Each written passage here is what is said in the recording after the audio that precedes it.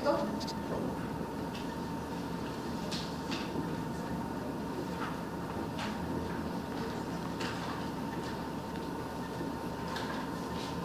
De lo que es grado de libertad. ¿Ok? Nuevamente. ¿Qué es eso? Si lo definimos literalmente, decimos que grado de libertad es el número de posibles movimientos independientes que puede tener un elemento en condiciones naturales o en condiciones normales. Es decir, número de posibles movimientos que puede tener un elemento. Cuando yo puse el ejemplo, yo tengo esto así sueltito y lo tengo puesto acá. En condiciones normales, ¿cuántos posibles movimientos independientes? No le puse el apellido. Movimientos independientes entre sí pueden tener. Pero entonces no es cierto que si esto no está agarrado a nada, se puede mover para todos lados y puede rotar. 3 grados. Ahora, cuando nos referimos a movimientos independientes, es que un movimiento no tenga para nada componentes o sea dependiente para nada de otro. Eso se consigue cuando yo ubico el elemento en un sistema, por ejemplo, de cartesiano, X y Y, yo tengo la chapa cualquiera, que ella en condiciones normales puede moverse hacia donde sea. Movimientos independientes, ¿cuáles serían? Desplazamiento en la dirección horizontal. ¿Tiene componente en la dirección vertical? No. Desplazamiento en la dirección vertical. ¿Tiene componente en la otra dirección? X y Y son plenamente independientes entre sí. Entonces este cuerpo tiene para traslación dos posibles movimientos independientes, que son el de X y el de Y. Por eso es que hablamos de sumatoria de fuerzas en X igual a 0, de sumatoria de fuerzas en Y igual a 0. Y por último, ese elemento puede rotar. ¿Ok? Entonces el tercer movimiento independiente totalmente de los otros dos, porque como les dije, si yo lo fijo aquí que ya no puede trasladarse, totalmente independiente de eso es la rotación. Entonces el tercer movimiento independiente que puede tener es rotar. Quede claro, si el cuerpo se traslada en una dirección oblicua, ¿qué ocurre? Tiene componentes al mismo tiempo, tanto en X como en Y, y eso quiere decir que esos movimientos no son independientes. Entonces, de manera general, en principio, todo elemento, entonces, ¿cuántos posibles movimientos independientes tiene? Entonces, de manera general, en principio, todo elemento tiene 3 grados de libertad. ¿Ok? Porque tiene 3 posibles movimientos independientes. Ahora bien, si estamos hablando de cualquier elemento en condiciones naturales tiene 3 grados de libertad, y hemos dicho que el grado de libertad es el número de posibles movimientos independientes que puede tener, quiere decir que ese cuerpo en condición natural está en equilibrio. ¿Se puede mover? No. Entonces, para conseguir esto, el no movimiento y la no rotación, debe haber algo adicional para conseguir ese equilibrio, porque no basta que como tal eso se esté dando. ¿Cómo garantizamos nosotros el equilibrio? Gracias a la existencia de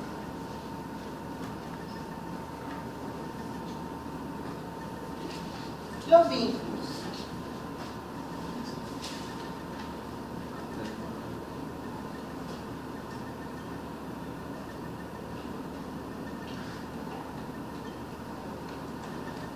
Vínculos, aparatos de apoyo. ¿Qué es eso de los vínculos? Precisamente, o si lo queremos definir, nosotros decimos los vínculos son esos elementos encargados de restringir los grados de libertad que tienen los elementos estructurales. O sea, los vínculos restringen los grados de libertad. Cuando decimos que restringen los grados de libertad, es que impiden entonces el movimiento, porque el grado de libertad equivale a movimiento, ¿cierto? Entonces los vínculos son los que restringen los movimientos. Cuando yo ponía el ejemplo ahorita, no, que yo tengo esto, lo perforo, le abrimos un huequito allí, que no sé qué, y le pasamos un perro. Lo fijé, esto que yo coloqué acá es un aparato mecánico de apoyo. ¿Ok? ¿Y qué es esto? Un vínculo. Gracias a este vínculo, ¿cuántos grados de libertad le restringí yo a esta estructurita? 2. 2 grados de libertad. Cuando yo dije, le pongo un apoyo aquí, lo agarro aquí de alguna manera que ya impido la restricción, en la rotación, estaré restringiendo ese tercer grado de libertad que tenía él. ¿Entiendes? Entonces, ¿qué es lo que pasa? Los vínculos, vuelvo y repito, están allí para restringir los grados de libertad de la estructura. O sea, traducción, los vínculos están allí a fin de cuentas para garantizar que se dé el equilibrio al impedir el movimiento de los elementos estructurales. ¿Ok? Ahora bien, esos vínculos que impiden ese movimiento de las estructuras pueden ser más, o sea, una estructura puede tener justo la cantidad de vínculos para restringir el movimiento, puede tener menos vínculos, como nada más, cuando aperto nada más acá, ¿estoy restringiendo todos los grados de libertad? No, porque todavía hay un movimiento posible. Puede ocurrir que una estructura no tenga los vínculos completos, puede que tenga justo lo que necesita, o puede que tenga de más. En cada caso, eso implica una variación en el número de grados de libertad. Cuando yo tengo esto nada más así, ¿cuántos grados de libertad tiene? 1, ¿verdad? En función de los grados de libertad que tiene una estructura, uno define el tipo de equilibrio. ¿Ok? Entonces vamos en función de esto a hablar de lo siguiente. Equilibrio.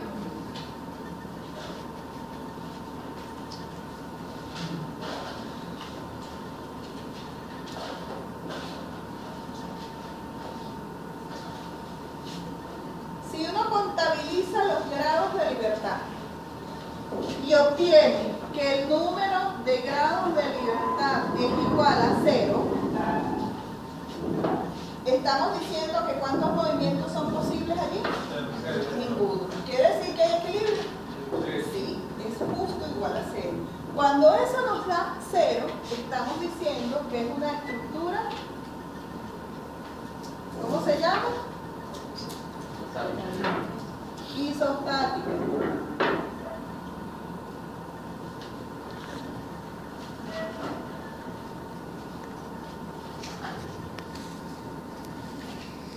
Una estructura isostática se encuentra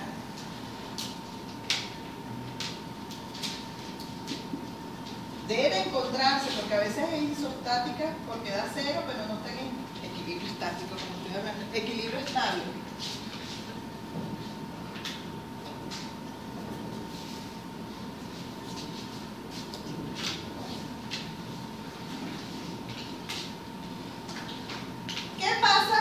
Cuando yo les dije, cuando tengo nada más esto agarradito aquí, tiene grados de libertad igual 1, me decían, ¿verdad? Vamos a generar, a decirlo de esta manera. Si el número de grados de libertad es mayor a 0, puede dar 1, puede dar 2, puede dar 3. ¿Qué tenemos? Una estructura que sí se está moviendo, ¿cierto o falso? Esto es equilibrio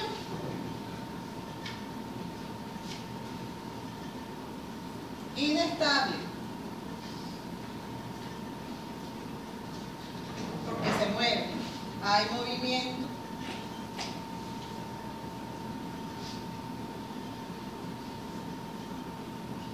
A este tipo de estructuras se les conoce como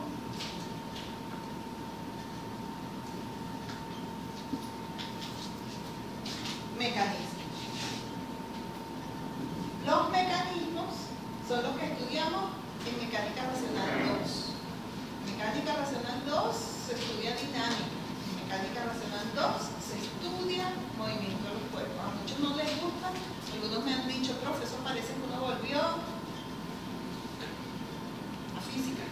No duró mucho, pero bueno, porque ahí ustedes van a volver a calcular aceleraciones, velocidades relativas. Se vuelve a calcular, pero entonces no les gusta por eso.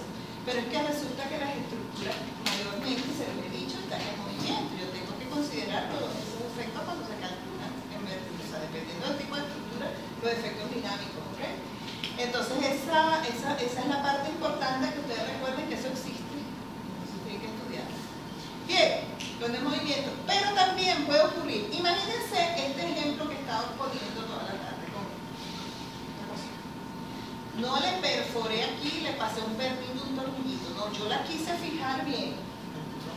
Y llegué y abrí, bueno, vamos a exagerar, abrí un soberano hueco en el piso. Este es el piso, abrí un hueco en el piso, 80 por 80 por 80. Metí el elemento, anclé ese elemento, vacié concreto y llegó al otro día, a los 2 días. Lo voy a sacar, ¿lo puedo sacar? ¿Lo puedo mover? ¿Puedo trasladarlo? ¿Puedo hacerlo rotar? ¿Verdad que no? Esta forma de fijación que le coloqué aquí es un tipo de vínculo que existe. Ya lo vamos a definir todito de ello. Tipo de vínculo que existe. Con ese solo vínculo, empotrando esto acá, ya conseguí que esto esté en equilibrio, ¿cierto? Pero supongamos que yo hago eso y le metí al poco inteligente ese día. Y entonces digo, ay no, yo abro el hueco 80 por 80 por 80, embuto eso, le vacío concreto y llego aquí, abro los huequitos por este lado, lo agarro para estar seguro de que no se va a mover. ¿Exageré? Sí, ¿verdad? En ese caso se dice que hay superabundancia de vínculos. ¿Para qué estoy poniendo tanto? Si con esto nada más bastaba. Entonces puede ocurrir, como puede ocurrir ciertamente, que nos consigamos con estructuras que tienen superabundancia de vínculos de fijación, que entonces está más agarrada de lo que requiere. En ese caso, ya nosotros vamos a ver también la ecuacioncita, una ecuacioncita para calcular el número de grados de libertad, vamos a poderlo calcular. En ese caso ocurre que el número de grados de libertad que tiene la estructura no es positivo, sino que es negativo. Si el número de grados de libertad es menor que 0,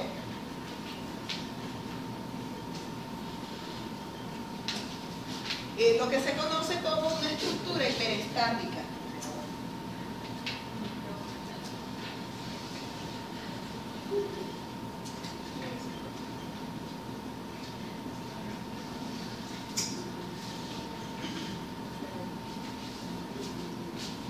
Da menos 1, menos 2, menos 3. Ese menos 1, menos 2, menos 3 es el número de exceso por la vinculación en exceso que se está dando. Lo que pasa es que hay un término que no hemos definido todavía, ya se lo vamos a nombrar. Entonces esas son las estructuras hiperestáticas, son estructuras que no, a este nivel nuestro de mecánica racional 1, no tenemos las herramientas necesarias y suficientes para estudiar y calcular ese tipo de estructuras. ¿Ok? Entonces, ¿qué pasa con ese tipo de estructuras que son hiperestáticas? No las vamos a manejar. Como mucho vamos a calcular los grados de libertad. Si nos da que es negativo, decimos es hiperestática y hasta aquí llegamos. Cuando ellas son hiperestáticas, a veces uno puede calcular alguna parte, pero va a ser imposible calcular todo. Ahora fíjense que yo he usado mucho un término, calcular la estructura, calcular, mentira, no estamos calculando estructura, tal vez he usado indebidamente esta expresión de calcular, porque en esta parte de la materia vamos a calcular, pero no estructura como tal. Para mí calcular estructura es dar dimensiones a los elementos estructurales. Esa viga va a ser de 40 por 50, la columna es de 50 por 50, qué sé yo, y eso lleva tal cantidad de cero de refuerzo. Eso es calcular y diseñar un elemento estructural. Cuando aquí hablamos de calcular, realmente no es la estructura como tal lo que vamos a calcular. ¿Qué es lo que vamos a calcular en esta parte de la materia? Lo que se conoce como reacciones de vínculo.